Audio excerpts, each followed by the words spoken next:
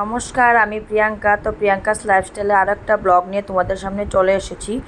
আশা করছি আজকের ব্লগটা তোমাদের ভালো লাগবে। তো আজকে না সারাদিন আর ব্লগটা শুরু করতে পারলাম না, তাই আর কি ভাবলাম যে না এখন থেকে শুরু করি। এখন বাজে প্রায় 8টার মতো। সারাদিন একটু ব্যস্ততার মধ্যে দিয়ে কাটছিল, তাই আর কি ব্লগটা শুরু করতে পারিনি। তো ভাবলাম যে না এখন থেকে শুরু করে দিই। তো সোনাকে বিকালবেলা দুধটা খাইয়ে দিয়েছি, তারপরে আমার বরই কিন্তু আমাকে চা বানিয়ে বিকালবেলা খাওয়ায়। তো চা খেয়ে বাস বসে পড়লাম, কাজে লেগে পড়লাম।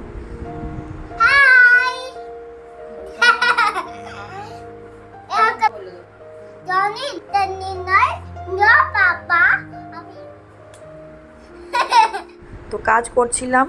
আমার মানে পাশের যে বেডরুমটা আছে, মানুষজন আসলে যে ঘুমাবে, সেই বেডরুমটার মধ্যে না বিছানার বেডশিটটা পাতা হয়েছিল না, তাই আর কি ভাবলাম যে না এখন বিছানার বেডশিটটা আমি পেতে দিই, কারণ না হলে আর পরে সময় পাবো না। তো সেটাই আর কি করছিলাম।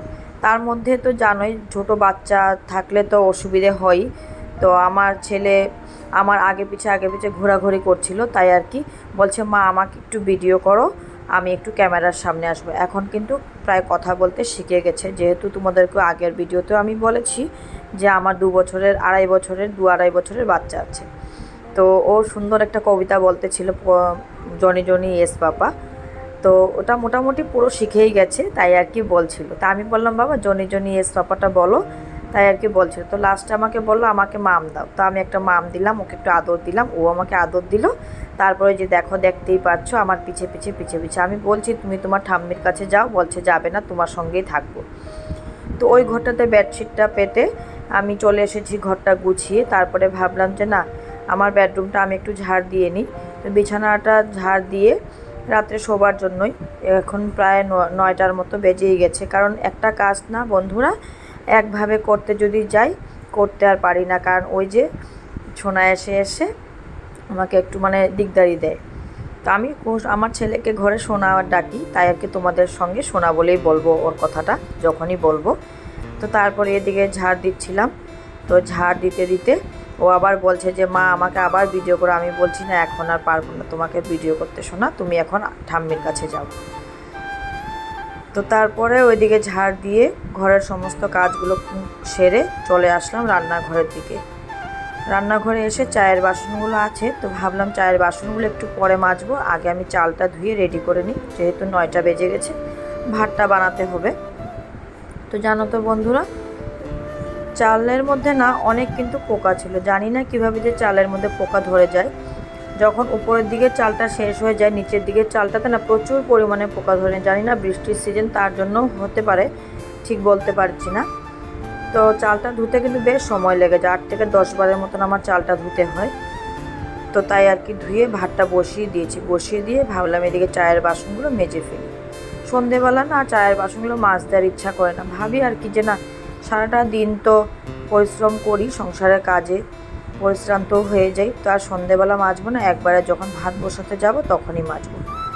তো আমার শ্বশুরবাড়ির রুটিন হচ্ছে কি আমরা রাত্রে কোনো দিনও রান্না করি না, যাই রান্না করি আমি দিনের বেলায় করে রেখে দিই, আর রাত্রেবেলা শুধু ভাত করি। তা আমি যখন প্রথম বিয়ে হয়ে এসেছিলাম না শ্বশুরবাড়িতে, তো মা মানে আমার শাশুড়ি মা আমাকে একটাই কথা বলছিল, আমি যেভাবে কাজ করে এসেছি তুমিও সেভাবেই করবে, তুমি আমার ঘরের বউ, কাজের মানুষ নও। কারণ কেন এই কথাটা বলছি তোমাদের সামনে বন্ধুরা, আমার শাশুড়ি মার যখন বিয়ে হয়েছিল, পুরনো একটা কথা বলছি, তো আমার শাশুড়ি মার শাশুড়ি মা তো মাকে বলছিল যে আমি ঘরের বউ আনিনি, কাজে ঝি এনেছি। তো আমার শাশুড়ি মা তো আগের দিনেরকার মানুষ, তো বলছে যে আমি আমার শ্বশুরবাড়িতে অনেক কষ্ট পেয়েছি, সেই কষ্টটা আমি বুঝি, তাই আর কি তোকে আমি সেই কষ্টটা দিতে চাই না। সেজন্য আমি বলছি যে আমি কাজের ঝি আনিনি ঘরের, আমি ঘরের লক্ষ্মী এনেছি, তুই আমার ঘরের লক্ষ্মী, তুই আমার ঘরের বউ। তো কথাটা তখন না যখন আমার বিয়ের 5 বছর হয়েছে, তোমরা তো জানো না 5 বছর হয়েছে, 5 বছর আগেকার কথা যদিও হয়, আমি কিন্তু এই কথাটা কোনোদিনও ভুলতে পারবো না। পুরনো কথা বলে না যে ভোলা যায় না, সেটাই হচ্ছে কথা। তো তার জন্য না কোনো জায়গায় মানে আমার শাশুড়ি মার জন্য মানে নতুন, আমি যখন নতুন ছিলাম তখন থেকে কিন্তু এক্সট্রা একটা জায়গা বানিয়ে নিয়েছিল আমার শাশুড়ি মা। সেটা অন্য কোনো ব্যবহারও বলবো না, আর কোনো কথা দিয়ে আমাকে মানে মুগ্ধ করে ফেলেছিল। শাশুড়ি মার সঙ্গে যেহেতু আমি শাশুড়ি মার সঙ্গে আগের থেকেই কথা বলতাম, সেগুলো কথা তোমাদেরকে আস্তে আস্তে বলবো, তোমরা জানতে পারবে। তো তাই আর কি কাজ করে ভালো লাগে। তো তার জন্য আর কি রাত্রেবেলা রান্না করতে হয় না, সেভাবে করে কাজ করে আসছি আজকে 5 বছর ধরে। শাশুড়ি মা আমাকে যেভাবে বলছে, মাঝে মধ্যে ওই আর কি একটু একটু করতে হয়, ভাজা বলো কিছু একটা বলো, তখন আর কি করি নিজে থেকে, না হলে আর করতে হয় না, শুধু ভাতটা করলে হয়ে যায়। তো তারপরে দেখো ভাতটা বসিয়ে, অনেক কথা বললাম, ভাতটা বসিয়ে দিলাম, দিয়ে শ্বশুরমশাই আটা নিয়ে এসেছিলো, তো বলছিল যে আজকে কটা রুটি খাবে। তো ভাবলাম যে না রুটি তো বানানোই যায়, তো একটু রুটি বানাবো, এটা পরে আর কি আটাটা রেডি করে রেখে দিবে, এখন শুধু ঢেলে রেখেছি। তো আগে ভাবলাম যে না বোতলগুলোতে জল রেখে ভর্তি করে রাখি। তা আমরা তো নতুন বাড়ি বানিয়েছি, তোমাদেরকে আমার এর আগের ব্লগে বলেছি যে আমাদের নতুন বাড়ি নতুন ঘর, তো আমাদের না জলের সুবিধাটা এখনও হয় নাই। যেহেতু আমাদের জলের কোনো সুবিধা নেই, আমরা 90 কিলোমিটার দূর থেকে পাইপ দিয়ে জলটা, আরেকজনের বাড়ি থেকে জলটা নিয়ে আসি, তো ডাইরেক্ট কুয়ার জল, তো সেটা তো খাওয়া যায় না। তাই আর কি যে ডেকচির থেকে দেখলে আমাকে জল ভরতে বোতলে, তো সেই বোতলের মধ্যেই আমি কিন্তু জলগুলো ভরে রাখি, ডেকচিতে জলগুলো ফুটিয়ে রাখি, ঠান্ডা হলে আমরা বোতলে ভরে তারপরে আমরা খাই, ডাইরেক্ট জলটা খাই না। তো ইচ্ছে আছে বোরিং করা, জানি না ভগবান কবে মুখ তুলে তাকাবে আমাদের দিকে, এখনও কিন্তু বোরিংটা করা হয় নাই। তো জলটা এদিকে ভরে রেডি করে রেখে দিয়েছি, তারপরে এদিকে নিয়ে নিচ্ছি সোনারকে খাওয়ানোর জন্য ভাত। যেহেতু প্রায় 9:30 পৌনে 10টার মতন বেজেই গেছে, তো সোনাকে আমি প্রায় 9:30টার ভিতরেই ভাতটা খাইয়ে দিই, কোনো সময় একটু একটু এদিক ওদিক হয়ে যায় টাইমটা। তো ভাবলাম যে না আগে ভাতটা খাইয়ে দিই, তারপরে আর অন্য কাজগুলো করব। বিয়ের পর থেকে না রান্নাঘরেই কিন্তু অনেকটা সময় চলে যায়, সংসারের সমস্ত কাজ কিন্তু করার মধ্যে দিয়েও কিন্তু রান্নাঘরে সেই মানে 3 থেকে 4 ঘন্টার উপরে আমার রান্নাঘরেই চলে যায়। আর বেবি হওয়ার পর থেকে আর একটু বেশি, কারণ বাচ্চারও কিছুটা ডিউটি থাকে, বাচ্চারও কিছুটা কাজ থাকে, তার জন্য মানে একটু সময়টা আমার বেশি চলে যায় রান্নাঘরেই। তো রান্নাঘরেও কিন্তু অনেকটাই কাজ থাকে, সেটা তো আমার মতো যারা সাধারণ গৃহবধূরা আছো তারা তো বুঝতেই পারো, তারা তো জানতেই পারো, কারণ তারাও আমাদের মতো আমার মতো হয়তো এভাবে করে কাজ করো রান্নাঘরে, হয়তো এভাবেই তোমাদেরও সময় লেগে যায় যেভাবে আমার লাগে, তার জন্যই বলছি। তো সোনাকে ওইদিকে খাইয়ে দিয়ে এসেছি, ভাত খাইয়ে দিয়ে ও ঠাম্মির কাছে রেখে এসেছি, রেখে এসে ভাবলাম যে না এদিকে আটাটা মেখে ফেলি, আটাটা মেখে রেডি করে রাখবো, রেখে তারপরে রুটিটা করব। তার মধ্যে একটা কথা, আমি কিন্তু আটাও মাখতে পারি না বন্ধুরা, আমার ডান হাতের প্রচণ্ড পরিমাণে ব্যথা। কিন্তু আজকে আমি আটাটা মেখে ফেললাম, ওই আর কি গরম জল দিয়ে মেখেছি। আমার শাশুড়িমা বলেছিল আমাকে যে তোকে মেখে দেবো আটাটা, আমি বললাম না আমি পারবো। তো হাতে তেমনটা জোর লাগে নাই আমার, ওই আস্তে আস্তে করে মেখে ফেলেছি।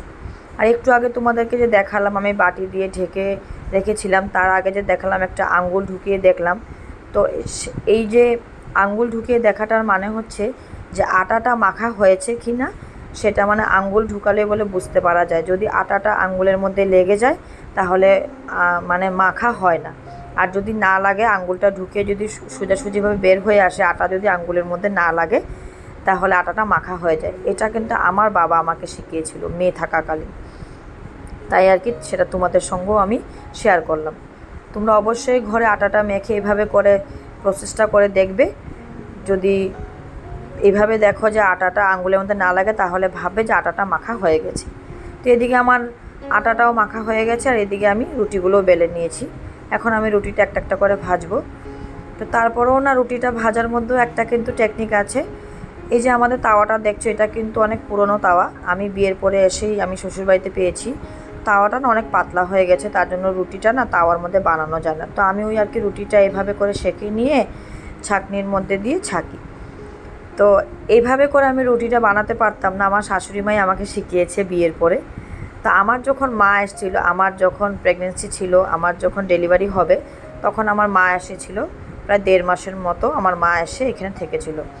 তো তখন যখন আমার মা দেখলো যে আমি এইভাবে করে রুটি বানাই, এই যে দেখো কি সুন্দর রুটি ফুলছে এইভাবে করে, তো আমার মা বলছে যে না, আমার মা একদিন দাঁড়িয়ে দাঁড়িয়ে দেখছিল, তো বলছিল যে মা, আমি তখন বললাম কি দেখছো? মা বলছে না দেখলাম তোর রুটিটা বানানো এইভাবে করে, তো আমিও পারবো না তুই যেভাবে করে বানাস।